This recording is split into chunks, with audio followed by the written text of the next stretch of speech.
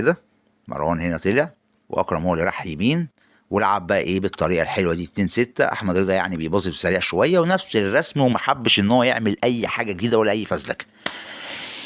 نحييه نقول له ايه بالظبط ما تعرفش، بس طبعا زي ما بقول لك يعني لازم انت اللعيبه لازم يعني كطبيعي اي لاعب لازم بيباظي ويستلم صح. عنده بعض قصور في الامر ده، ضغط الجمهور، قلقان لسه جاي من بتروجيت الاهلي زي احمد رضا او اي لعيب تاني من اللعيبه اللي هي خلاص استقر زي مروان عطيه اللي كانت بساطته احسن ودلوقتي بقى يا كل اللعيبه دي. عندك ربيع، في لعيبه كتير ولاعيبه وفي الاهلي وفي الزمالك والبازا عندهم اي كلام.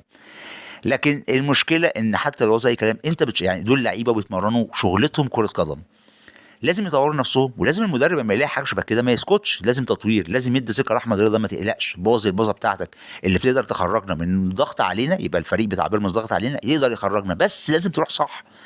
التدريب كتر التدريب مش الاجازات. نكمل.